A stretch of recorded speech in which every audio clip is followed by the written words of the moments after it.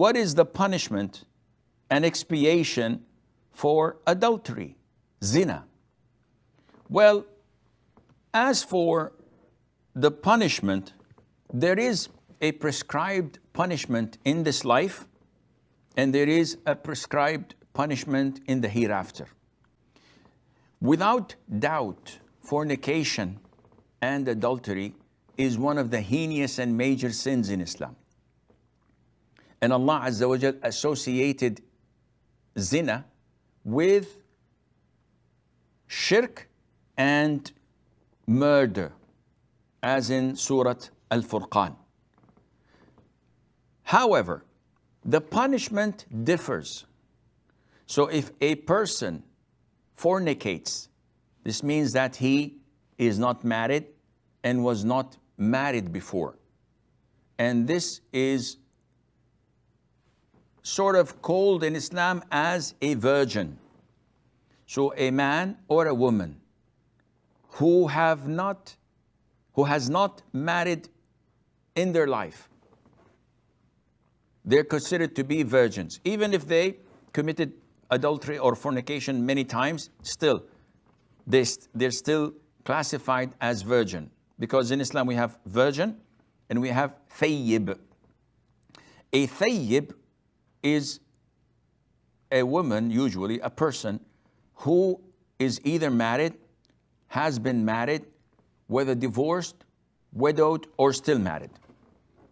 He's considered to be a thayyib. In Islam, if a virgin commits fornication and that person, he or she, are caught or is caught red-handed, and red-handed means that 4 male Muslim witnesses saw the actual act and they can graphically describe what they had seen, specifically in detail. Or a person confesses. So it's one of the two. We don't refer to DNA.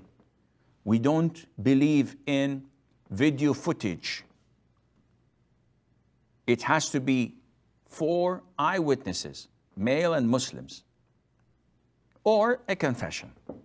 So if a person was caught red-handed, his punishment would be to be flogged 100 lashes. And this is only for a virgin.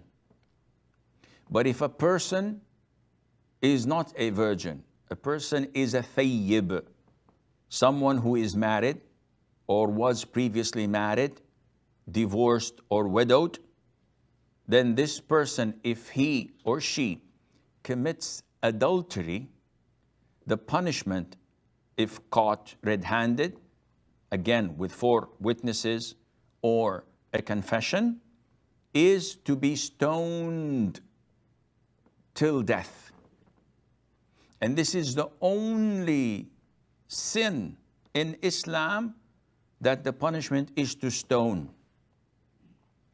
And nowadays, not a lot, but most Muslim countries refer to execution, their normal ways of execution, through decapitating or beheading that criminal. One would say, isn't stoning barbaric? The answer is no, because the one who mandated it is Allah Azza wa Jal.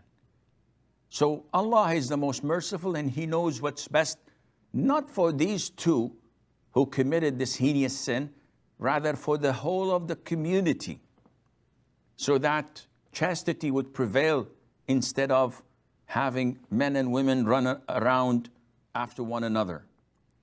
And stoning is not a first in Islam. If you open the Old Testament in the Bible, you will find it filled with stoning for many, many sins. So if a bull attacks a man, the bull is stoned to death. If a man fornicates with the daughter of the priest, they're stoned to death. If a man insults the king, he's stoned to death. If a person is not obedient to his parents, the elders take him to the outskirts of the city and they stone him to death.